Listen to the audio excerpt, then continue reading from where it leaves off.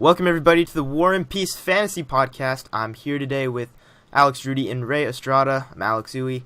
How you guys doing today? Doing good. Outstanding. Done with school. Outstanding. You know, I'd absolutely love to be in your position right now. Sigh. All right, we're doing some fun stuff though. We're talking fantasy baseball today. We will talk about all the recent fantasy news as well as answer some questions that we've gotten on Reddit and Twitter and Facebook. Those are the places you can ask us if you have any questions of your own. And we'll also be doing another segment of Here to Stay or Keep Away, as well as give you the weekend preview. So let's get right to it here. Let's talk some rookies. Well, two of these three are rookies. Urias is not so much a rookie, but he is going to be back making a start tomorrow. That is Thursday against the Giants, or is that series over? It's against the Giants, I believe. It is against the Giants. All right, and a couple other prospects featured in that series will be Cody Bellinger and Christian Arroyo, who recently got the call as well. And Arroyo just hit his first home run today. Is off Sergio Romo, so I don't know if we really count that one, but I'll count it. If you guys will count it, I'll count it. You know, these are three really interesting names, very different profile players, but let's break down each one of them and talk about their fantasy outlook the rest of the season. Well, I guess we'll start with the guy I just mentioned, Christian Arroyo. Either of you guys want to jump in here? No. All right, then.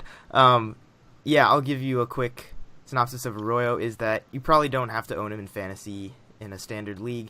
Not a lot of power, not a lot of speed, and those are very important things to have in fantasy baseball anyway. He'll hit for average, and God knows the Giants could use that. So he hit 446 through 16 games at AAA this year. I feel like if you're that good, then you could definitely be worth considering adding if you're really weak at that position. I guess, but third base is a really deep position too, and you have to add something, and you have to have something else. So, like in terms of hype, and from a fantasy standpoint, is he going to be more productive than say Haniger or Solarte in your guys' mind? I don't even think I could put him there yet, because I think Solarte has a little bit better speed. Yeah, so he's speed power really mix. Not a fantasy option then for this season. I think he can be Martin Prado, and Martin Prado's an ownable player. Arroyo won't hurt your team, but like Prado is like Prado right now, or Prado like prime Prado? Yeah, Prado right now. Prado right now is pretty good. It's like he just gets hits and he gets singles, but like pretty much absolutely nothing else. I think Arroyo could easily hit 300. I mean, it's hard to say anybody can easily hit 300 nowadays, but if anybody can among the rookie class, it seems like he has a good chance to. So yeah, basically he's not the exciting one here. The Dodger call-ups are the exciting ones here. Let's talk about Cody Bellinger, who is basically the most hype prospect since, Corey Seager, basically. I think there's a lot of similarities you can draw here. He's going to play outfield for them, left field and center field, I think. There's a lot to like there in terms of, eligibility. There's a lot to like in terms of skill set, especially the power upside. Ray, why don't you talk a little bit about Bellinger? I love Cody Bellinger. I like the comparison to Seager, just because, lefty bat, big power guy, but he can spray the ball if he has to, not spray the ball necessarily, but he'll hit for average. He hit 343 through 18 games at AAA this year, with 5 home runs, 15 RBIs. Struck out 22 times, which isn't very good, but he's hit his way through most of his minor league career. Career 270 batting average, which is acceptable, with 65 home runs through a few years in the minor leagues. I think he's definitely a guy to keep your eye on. Well, certainly a guy to keep your eye on, but is he an instant add in most leagues, do you think? I think if you're in a deep league with outfield seems kind of thin this year. I'm not sure. At least on my teams, it is. But yeah, like I said, he'll give you that flexibility if he plays enough games. Do you think, as a Dodger fan, he's gonna be a consistent contributor for the rest of the season, or probably he's more just an injury filler? Maybe not this season. We'll see if he can hit. I mean, he certainly hit in spring training, so that was encouraging. I mean, would you be shocked if, like, what are the odds you think he forces himself into the lineup as an everyday player this season? You say they're pretty low, or what would you think? I mean, I would say it's not a guarantee, but yeah, I would say he has a fair chance with his skill set to maybe warrant it. But like when Peterson comes back, I think he might be shoved out unless he really starts raking. But no, would Hernandez play over him? You think that's who they're starting in center right now? I don't think so. Not at all. No, okay, I think Tolles started in center tonight. Okay, so he's a good chance of. Yeah, could you see Bellinger left? He's definitely that guy that you might see flip flop up and down as injuries come. Okay. And I think because he's still really trying to transition to the outfield, I think the more playing time he gets wherever in AAA or the MLB, I think that's what they're gonna do. He's only 21, so. Yeah, and I think my outlook on his playing time is I'm gonna draw a lot of comparisons to what they did with Seager here. They didn't bring up Seager. Remember, it was Rollins at the time blocking him at that position. Yeah. They didn't bring him up until they were absolutely certain that he was gonna take that job. And part of me feels.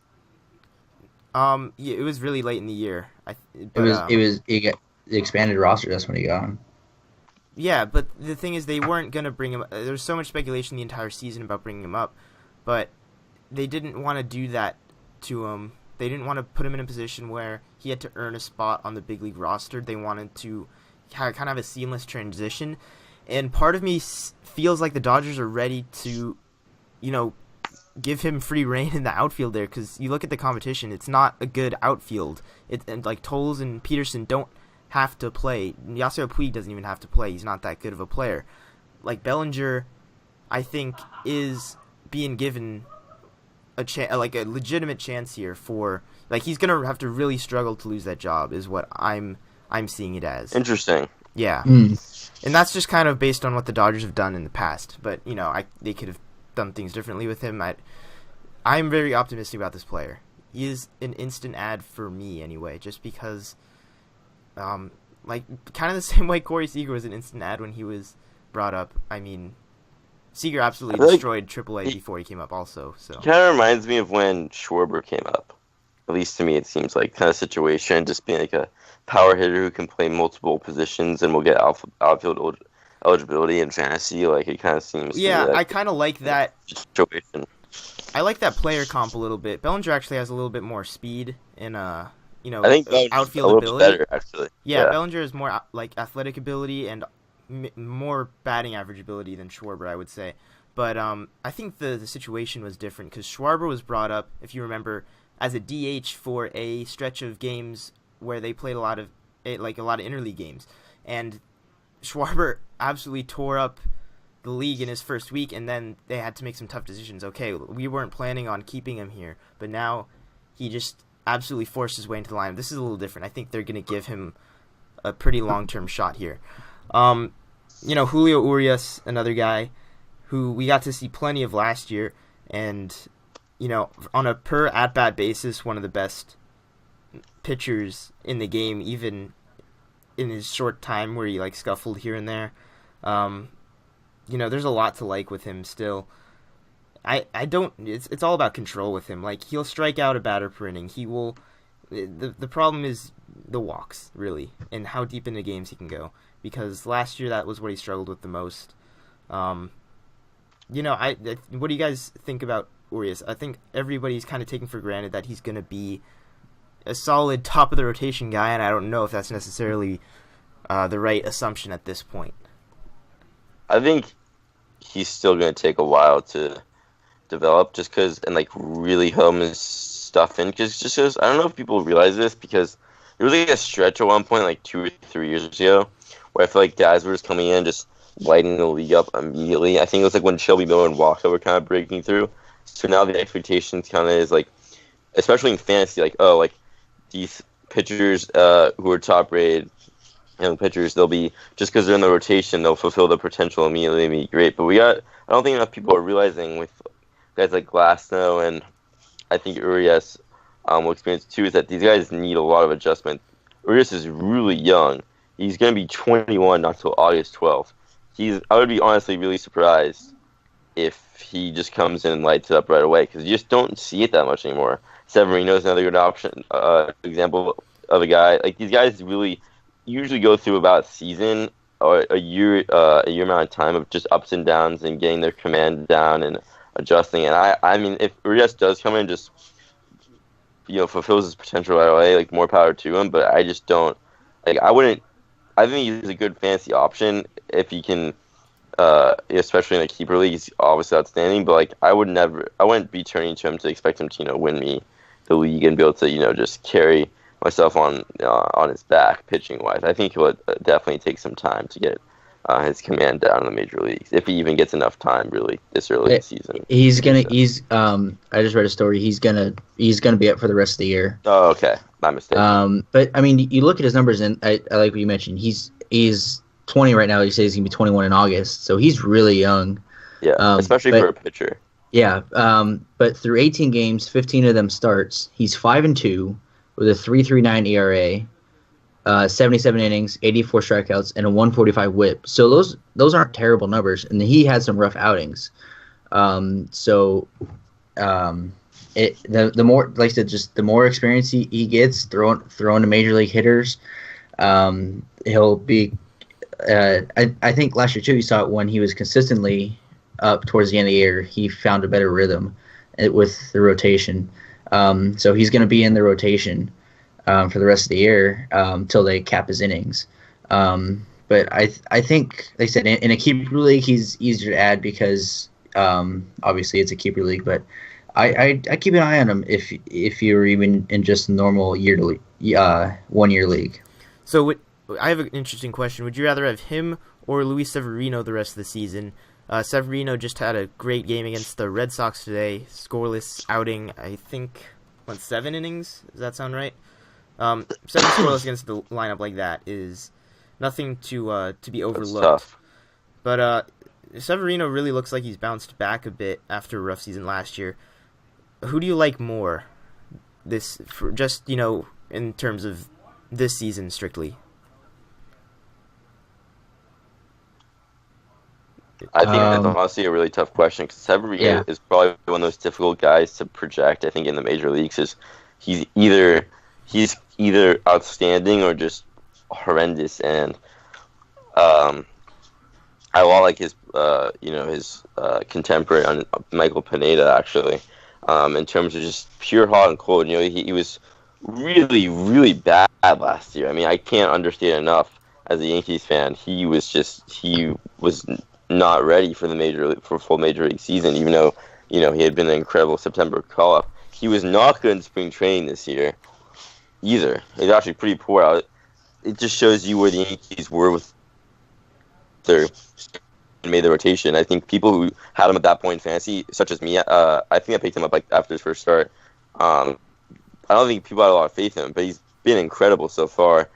I would take Urias, honestly, just because I think it's really safe wins with the Dodgers, really safe run support. The Yankees are really hot, but I don't know for the entire season they'll keep this up, especially a lot of guys like Chase Headley and Aaron Hicks who are they're on paces offensively that just will not stay. Austin Romine saying 350. He's a 20-year-old career quadruple A backup catcher. It's not going to keep it up. And I think we also have just a lot safer run support. And I think I wouldn't be surprised at the end of the year their overall numbers are very comparable, if that makes sense. Just for the season, I think Urias is going to be way better long term. Just this individual season, I could honestly see their numbers being quite similar. Yeah, in league context too, Urias gets to face National League teams with 8 hitters every week basically, and Severino doesn't. So I think Urias for sure in my mind. Even in terms of like strikeout potential, I think he's gonna to beat out Severino, who is very much a strikeout pitcher. Yeah, we've talked about a lot of these young players. We've gone pretty in depth on them. I think it's time to move on here. Let's talk about more young players, but this time in a little bit sadder context. Mitch, our Lord and Savior Haniger, is gone to the DL with an oblique injury. He's going to be out for at least a month, it seems like.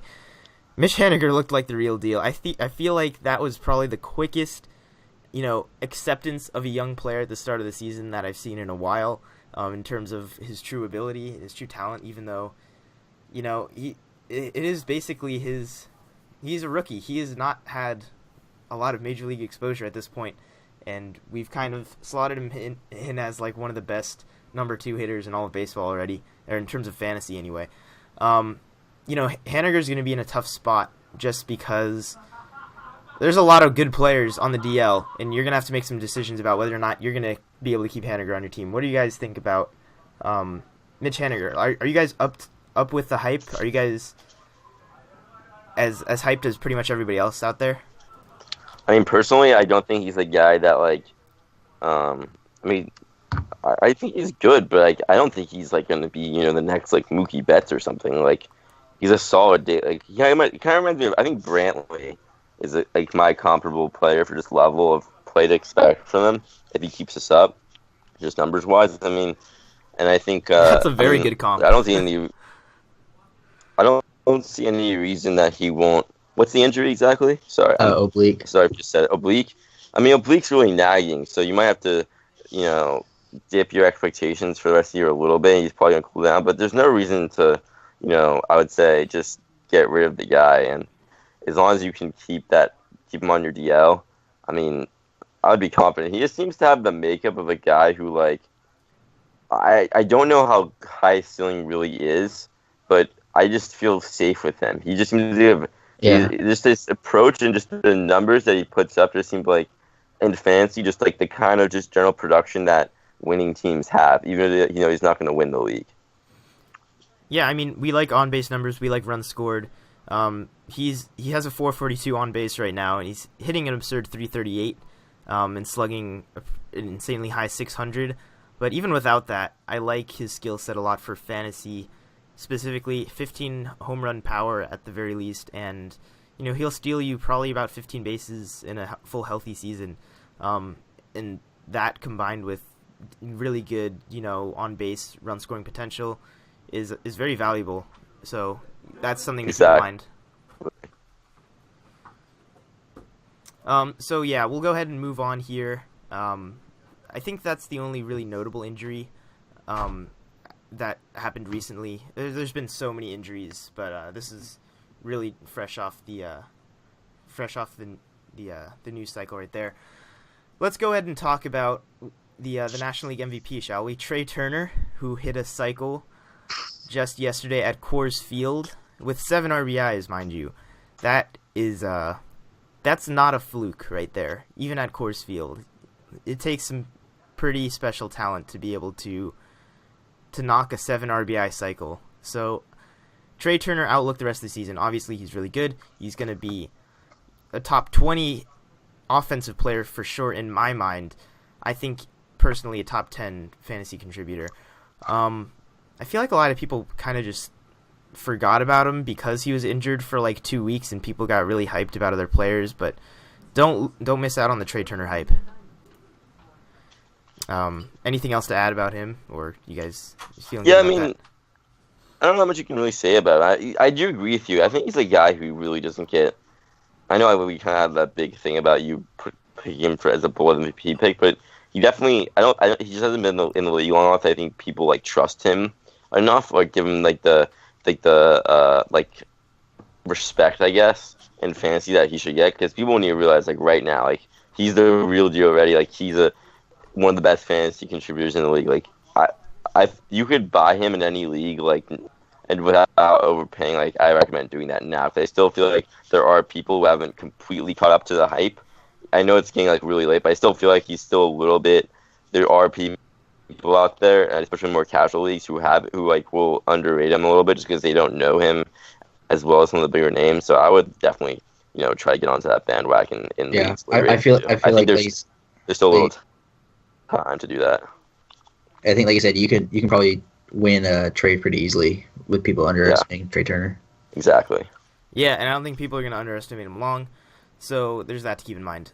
In terms of young, exciting players, we'll keep that theme going with Aaron Judge, who is off to an incredibly hot start, 7 homers on the year already, just hit one tonight off of Rick Porcello, and God, I love this guy. Everybody wants to throw the Stanton comp on him right away, and, obviously that's high praise, but also that's, like, not that high of a bar, considering Stanton misses, like, 50 games a season on average. So, like, I think Judge can easily achieve Stanton numbers. Obviously skill set is something that remains to be seen. Stanton can hit them at a much higher rate when he's healthy, but I think Judge looks like a big healthy man who can swat some homers out of here. I think there's not too much to break down with him. I feel like we know what he is. He's not a high batting average guy. Give me an over-under on 30 home runs this season. No. That's a great question. Come on, Yankees fan, be the optimist. Give him the over. So much. He's bound to get really cold at one point. Oh, I think you're you kind of cut out part of the way there. So, it sounds like you're cautiously optimistic about Judge. Right. Is that accurate? I think you're I'm not getting any of this, Rudy. Can you hear me? I hear you loud and clear. We might have a problem with Rudy's connection there. Ray, what do you think about Judge over under 30 homers this year? I'll take the under 2. I don't know how much. At one point, I'm gonna go really cold with the type of hitter that he is, and pessimistic, you guys. Yeah, I mean, I think this is a relatively easy one. His player profile is very obviously, focused towards power. I don't think he's going to add batting average anytime soon, and I kind of hope he doesn't. I just want him to try to swat as many. You guys hear me now? Now I can. Just now, though. I didn't catch any of the rest of it. One more thing I just want to add. All right, Ray kind of got it. Ray summed it up really well. I was just gonna say, if you're in a league that doesn't like where strikeouts don't matter, which I don't know how many of those leagues really exist, but if you are in a league that, for whatever reason, does that not penalize you for strikeouts? No. Okay, so then I would say he's an incredible. I mean, it penalizes for bad batting averages. Right. But I think it's, I feel like it's easier, I guess, to make up for like his bad batting average and like his strikeouts. If that makes sense. Mm-hmm. Yeah. But, I mean, if you are in a league that is both keeper and doesn't, like, you can make up for his average and doesn't really penalize strikeouts too harshly, like, he's an incredible player to have, because he's just has the physical attribute to just know that the power will never be a fluke, and Yankee Stadium is perfect for him, and I'm really excited to see what he'll do, like, as his career continues, to be honest, because physically the sky's the limit. He can do anything physically, so it's just what he can do on the field and turn that skill into. And I've been really impressed just how productive he's been able to be so far. Yep, I'm loving every bit of it. So one last story that I wanted to bring up really quickly here is that the manager of the Mariners said recently that he's going to be inclined to use Edwin Diaz in more of an Andrew Miller type role than, the traditional closer role, which what I feel that most teams are going to switch to at some point or another. But obviously that does affect fantasy value pretty drastically, because Andrew Miller is not a guy anybody looks at to get, maybe even double-digit saves would be a stretch for a guy pitching in that kind of role that comes in high leverage situations earlier than the ninth inning.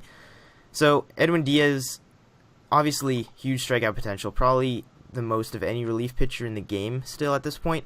Other than maybe like Betances and names like that. But what do you think that does for him. And do you think everybody should be running for the hills and trying to trade him before like the numbers really start to show his lack of production in that saves category? I mean, if you can find someone who like literally just doesn't realize that he's not like straight up closing anymore, I would say trade him. But like, you're probably gonna have to sell low in the majority of cases, and that's just I don't know what you can really get back from, because there's only there's really not that many leagues I feel like where they count holds. I know our league does, which I love, but like I don't know how much that's caught on yet, and I don't know how many formats he's really that valuable in just for straight up strikeouts and like whip, I guess. I mean, there could be, depending on how deep your league is, but I feel like in most scenarios, the lack of saves really hurts his value a lot comparable to like the tons of other guys who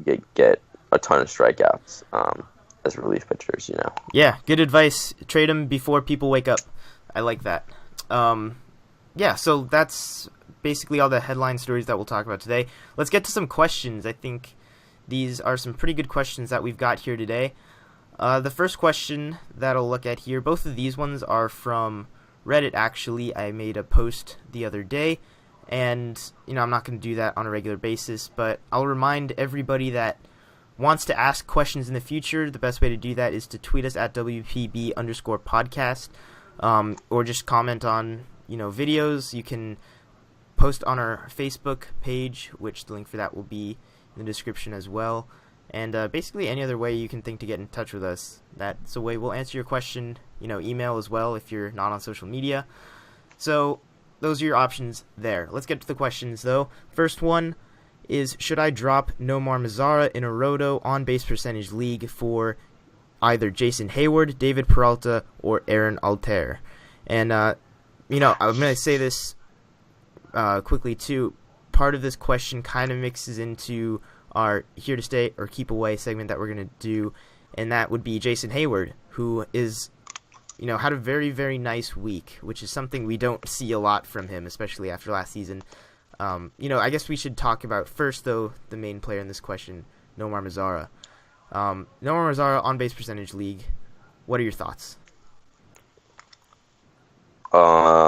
If this is a single season league, I would probably do it, to be honest, but I don't know if, like, I can see why this guy asked this, because none of those three guys, I guess you could guarantee you're going to be better for the entire season, but if this is just a one-season league, I don't think Nomar Mazara is really going to get picked up if he does heat up again, and I think he's been really cold the past week. He has 2 hits in his past since the 18th, so in over a week he has 2 hits. That's it's awful production.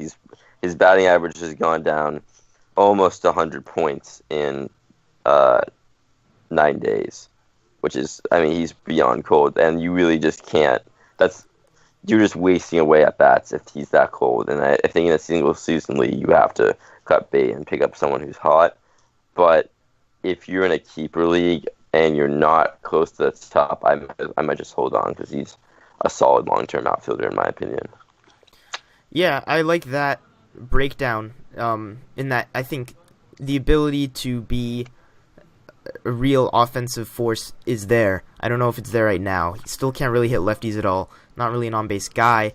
I think the best player of this pool of options that you gave us is David Peralta, if I'm being honest. I like the ballpark a lot for him. I think people forgot how good he was 2 years ago. Obviously, he dealt with a lot of injuries last season, but not an incredibly hot start. But I think Peralta still, in terms of his role on that team, in terms of, just his approach and his pure ability, I think that caters well towards on-base percentage leagues. I think Peralta is actually really hot right now. Yeah, as of recently he has been, but kind of like off the radar just because he did come off to a very slow start. Peralta's my guy there. A guy personally I drafted and I didn't give up on right away, and I think that's going to pay dividends. I think people forget how good of a hitter's park Chase Field is. So I'll mention the other guys too. Actually? People actually forget that. I mean, It's a huge part of the Diamondbacks being the Diamondbacks. I feel like is their park being a hitter's park. Well, maybe us on the West Coast. Everybody's scared of the humidor that is going to be added to their field soon. I don't think it's going to have that much of an impact. I don't remember the entire premise of what it does, but basically it controls the atmosphere in a way that might affect the way the ball flies in their stadium, but that remains to be seen. We'll talk about that when it does get implemented. But Aaron Altair is another guy that I have zero interest in an on-base context. Let me be clear about that, because I think there's a lot of raw athletic ability in terms of just hit 20 home run ability, if that's valuable for you in a deep league. I don't think he's a guy to add. He's been hot, but that kind of means that you've missed your window for players like this. I don't think I'm going to be turning to guys like Altair and Aviseo Garcia at this point. I'm not going to catch them at the back end of their hot streak, because I know that they're going to regress any day now. We picked up Garcia because he just he just got hot again, but you're generally right. I would agree with that. Yeah, I guess. Heyward's another interesting name, because I personally don't have any faith in him after what he did last season. His swing just doesn't look good. It's definitely not the same as it was in the Cardinals. I mean, it might be better than last year, but what does that really mean at this point? People, I think, are overreacting to 1 week of success. I don't think he's going to hit for 20 home run power like he did that one season. Give me a reason to like Jason Heyward. I think it's always been there, and he has had seasons that have been very, very productive. And I think it really depends on what your expectations are for him. If you are thinking, okay, can I rely on him being just a contributor for the rest of the season fantasy-wise, I think there's no reason that he can't be that.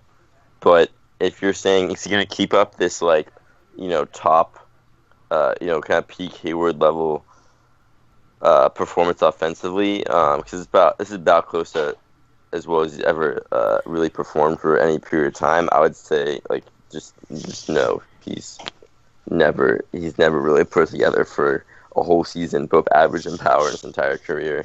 And his batting average balls, which is a big, contributor to luck, it's only 298, which is shows that's only 16 points higher than his batting average, which doesn't really lend to that this is a fluke, I would say, at least so far. But and his strikeout rate is in line with his career. So and he's actually walking way less. So it's not like he's something's just fluctuating completely out of line with his career stats, but he's not going to be ever a star offensively. So I wouldn't pick him up really at this point, but if you still have him now, I wouldn't just drop him and just try to find an immediate replacement. I think he'll be fine for the rest of the year. Sorry, I didn't mean to ramble too much about that. No, I mean that's good. That's what we're looking for, is the reasons behind why we feel the way we do about players. I think that's very important, even in a fantasy context. It can't all just be numbers. They have to pass I actually really test. like him as depth.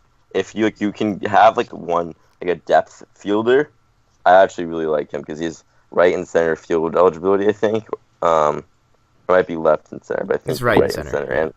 And he's playing he's gonna get run scoring or RBI opportunities, I think, pretty easily. So I think if you are willing to keep him as a fourth outfielder, or just I don't know. I mean, just depends on your format, but as a depth guy or a utility outfielder, if you just have outfield spots, I really like him in that role. But I don't think in most leagues you should be relying on him as one of your core everyday three outfielders here on out. He just hasn't earned that trust. Yep, absolutely. So in summary, personally, I say drop Mazara for Peralta. That's my take on that. Well, I wouldn't just just to emphasize. I wouldn't just say just cut Jason Heyward, gone. I think he's fine. He is who he is at this point. All right then. Another question we've got here is is about Chris Devinski. Is it worth holding on to Devinski in a 12-team 10x10 categories head-to-head league? The categories for pitching are a little bit strange, in my opinion. They've got ERA, WHIP, strikeouts, complete games. I think shutouts is what it says. Saves, blown saves, wins, and losses. So obviously negative stats do factor in there. That's a weird format. Like 10x10 categories. That's like something I've not really seen very much. I think the conversation about Chris Devinski is going to be more or less consistent either way. I guess I'll answer in this context first. I think it's an obvious no, because you clearly need starting pitching to succeed there. I think saves are an easy thing to kick in this league. More prone to, I just think there's not a lot of value in a relief pitcher that's not going to get you saves in this format. I do like Devinski a lot in other formats specifically, but this one just doesn't seem like there's any way that Devinski will be a reliable player. And also the head-to-head fact there is that the way Devinski's used, I don't think he's going to do enough on a weekly basis. It's really interesting league format. Yeah, I've not seen that before. Yeah, I mean, I think you look at those categories. You need top end. You need to pile on top end starting pitching, and then have guys who have defined closer roles. So yeah, Devinski doesn't fit that mold. Yeah, I think I agree with that for the most part. I like Devinski even in a standard league that's not head to head. Yeah, I'll take him because he is a very low whip, high strike. He's just a great relief pitcher, and I think there's value in that. He'll get more wins than your average relief pitcher, I think. Kind of similar to the way Andrew Miller does, probably not the same exact way, but and I think it's kind of the same way Dylan Betances is ownable in standard leagues. He's not going to get you saves, but he's definitely going to contribute to ERA, whip, and Ks. I think Devinski has earned the Betances seal of approval as a non-closer ownable player in a regular league. So, we've got that going there. And we've got one more question here, and that is... Here, let me read this out for us here. When are the slow starters going to start producing? This is a pretty general question. Abreu got hurt today, and JD Martinez is also coming back soon. These are just a couple examples of players that have not been on the radar recently. So, I think I'll give the same general answer that I always do. It's too early to panic about anybody, and JD Martinez is a top 30 hitter in my mind. So JD Martinez, when he comes back, is going to be valuable right away. And so is Jose Abreu. He's not worth dropping. I don't know how else to respond to that. Abreu is good. I don't have questions about Abreu really. Do you guys feel any differently? No. Okay. Not really. I always just, guys might start slow, come back from injury. JD Martinez, what was it? Right foot sprain. As far as hitting's concerned, sorry about that. Sorry. As far as hitting's concerned, I think he'll come back and get decent numbers, so not much to worry about there. Yeah, I think that's a good way to answer that. So that's all for our questions. Real quick, we'll talk about a few players in here to stay or keep away. Dallas Keuchel is the first name that I wanted to bring up. He's off to an incredibly hot start, just threw a complete game a couple days ago. So what is your take on Keuchel? Obviously not a great year last year, great year 2 years ago. What do you think, where do you think he settles in there between those 2 years? Somewhere in the middle, probably. Yeah, I would lean towards him being a really good pitcher. I can't remember numbers off the top of my head, but his I think his ground ball to fly ball rates are much better this year. And as of maybe it was yesterday or Monday, I saw he had stranded 19 of the 20 runners he allowed. That's insane. Yeah. So yeah, he's definitely going to lean towards his That sounds sustainable. No, it's not. That sounds like a sell high argument, if anything. Yeah, but Then again, it is only 20 base runners in like 4 starts now. That's I would lean towards him being closer to his 2015 self than last year's Dallas Keuchel. Yeah, I would maybe even throw like 2014 Dallas Keuchel as like the true talent. Like the second half of the season was when he really broke out there and showed that he's a relevant pitcher. I remember back in the day when we called him Keuchel and had no idea who he was. I think that's accurate. I think I'm selling on Keuchel for sure though, because you definitely can get like. I just feel like you can trick someone to think, oh, he's like back to being like a borderline absolutely, and make them overpay. So that's what I would do. Even if he is going to be a quality pitcher this year, I would just try to, That's the thing. I think like if you have him on your team, he's worth keeping. But then at the same time, you could also probably get a lot for him and more than he's actually worth. Almost done. Yeah, I like that a lot. I think just the fact that pitching is really weak this year helps that case too. Felix Hernandez is the other guy that I want to talk about. Left his last start after getting lit up with dead arm, which is something that we see a lot in the early months of the season. But Hernandez is a very special case, obviously. Are you guys done with Hernandez completely? Like, what are your thoughts on him? Did he have dead arm last year? I'm trying to remember. He had other issues, I'll say. Okay. I don't remember exactly. I don't think he specifically said he went through a dead arm period. But definitely velocity is way down. Strikeouts are way down. I think I'm done with Felix. And, if he happens to have, that same kind of career revival that Verlander did, which is really doubtful because Verlander can still run it up in the mid-90s and Felix just can't. More power to him, but I need to see evidence of that first. I'm not going to assume Felix Hernandez the same way I did 2 years ago. So... Yeah, it pains me to say this, but it was inevitable. He just might be done. I mean, you can always pull a Verlander, I guess, just because he somehow came back after, like, it seemed like he was done as a top-class pitcher after throwing so many innings and managed to re-enter the story as one of the best pitchers in the game. So I'm not saying it's impossible for Felix, but that guy has so many miles on his body. It just doesn't.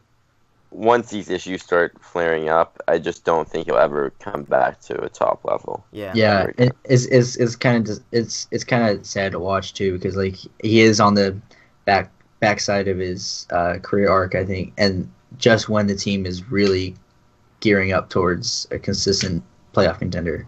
Yeah, it's very unfortunate. Yep. I think I deem Hernandez toast. I've given him that title. So really quick, I'll throw the weekend preview matchups that are worth watching out there. The Cubs are at the Red Sox, so that means they get a DH and they get to hit at Fenway, which will be fun. And the Cubs have no questions about their lineup, neither do the Red Sox, so that'll be a very nice series to watch as just a baseball fan. I also like the Mariners at the Indians. I think the Mariners are really going to start to pick it up after a very sluggish start. They have Segura back. They did lose Haniger, but a lot of those pieces are still there, and I think they're going to start to swing it a little bit better, and they're going to have to against, probably the caliber of team that they're going to have to get used to beating if they want to go anywhere, and that's the Indians. The Mets are playing the Nationals again, part 2, except this time at Washington. Same kind of thing. There's some good pitching in this matchup, but there's also some hot hitters in the mix there as well. The likes of Harper, Murphy, and Turner are not to be messed with at any point in time. I don't care who they're facing. I guess another notable series for hitters would be the Orioles at Yankee Stadium. That's always a very high-scoring series, I would say. That's about it for the preview. Obviously, we didn't go through all of it, but those are some of the relevant series. And that is going to do it for our podcast today. We talked about a lot of players, and I think that's always a good thing. So, as always, feedback is very much appreciated. Send us your questions. All the information for how to leave your feedback and check out additional content is below. Our website specifically too, will be having articles posted there more regularly if that's the kind of thing you're into. You can check that out. And so that's going to do it. Thank